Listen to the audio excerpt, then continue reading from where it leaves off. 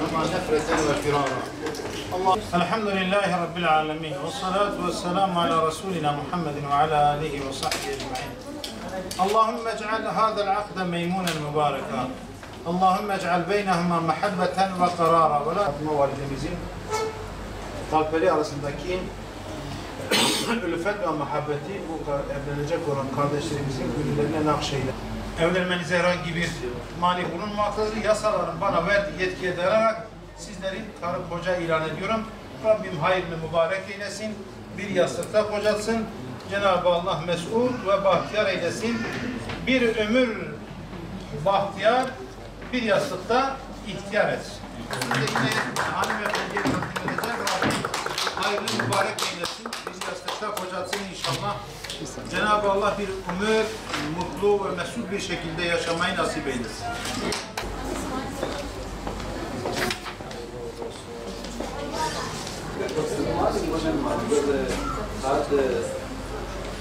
Hazreti Peygamber sallallahu aleyhi ve sellem evliliği teşvik ediyor. Ey gençler topluluğu, evliliğe gücünüz yetenler evlensinler. Çünkü evlilik dinin yarısını kurtarıyor. Tabi gençlerimize bu nasihatı yaparken Hazreti Peygamber'in bu sünnetini hatırlatırken anne babalara, velilere, kanaat önderlerine, aşiret reislerine, yani kimin elinden ne geliyorsa bu gençlerimizin evlilik yolundaki külfetlerini en aza indirmek için herkese büyük görevler, büyük vazifeler düşüyor. Çünkü evlenecek olacak olan gençlerimizin önünü açmalıyız. Onlara gerekli kolaylığı sağlamalıyız. Onları maddi külfetler altına sokmamalıyız. Onları borç altına girmekten kurtarmalıyız. Çünkü evlilik süresince yapılan büyük masraflar ve borç altına giren gelin ve damat adaylarının geleceğini de karartıyor ve onların evlerini, onların birlikteliğini de tehlikeye düşürüyor. Çoğu gençlerimizin ayrılık sebepleri de bu borç altına girmiş ve büyük külfetli evliliklerdir. Onun için anne babalar buna çok dikkat etmeli. Bu büyük bir vebaldir. Bu büyük vebalin altına girmemelidirler. Hazreti Peygamber sallallahu aleyhi ve sellem kızını evlendirirken Hazreti Ali'den herhangi bir şey istememiş.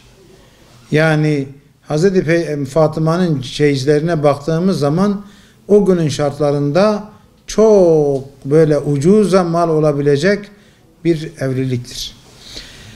Hazreti Kur'an-ı Kerim'de de Cenab-ı Allah şöyle buyuruyor. Fakirlikten korkup da evlilik meselesini geciktirmeyin. Evlenin, Cenab-ı Allah sizlere fazlından, kereminden ihsanda bulunacaktır ve sizleri rızıklandıracaktır. Evlilik berekettir. Bundan korkmamalıyız. Ve Cenab-ı Allah Kur'an-ı Kerim'de de bizlere evlilikle ilgili bazı dualar da öğretmiştir. Bunlardan birisi, İlahi ya Rabbi bizlere göz aydınlığı olabilecek eşler ve çocuklar ihsan eyle ve bizleri müttakinlere önder eyle. Hazreti Zekeriya'nın duası var. Ya Rabbi kendi katında bizlere bana bir salih bir zürriyet, salih bir nesil nasip eyle diye dua etmiştir. Onun için bizler de Rabbimizden böyle dualar edelim ve kendimize uygun, dinimizin yarısını kurtaracak eşlerle evlenmeye çalışalım ve anne babalar da sizlerden ricam dinimizin hoş görmediği, dinimizin uygun görmediği bu yüksek meblağlar, altın olur, ondan sonra ev mesarifleri olur. Bu çocuklarımızın yuvalarını yapma noktasında gerekli kolaylığı gösterelim. Cenab-ı Allah bizleri ana babalarımıza salih evlatlar, neslimizden gelen çocuklarımızı da salih ve salihatlardan eylesin. Ve ahiru da'vana elhamdülillahi rabbil alemin.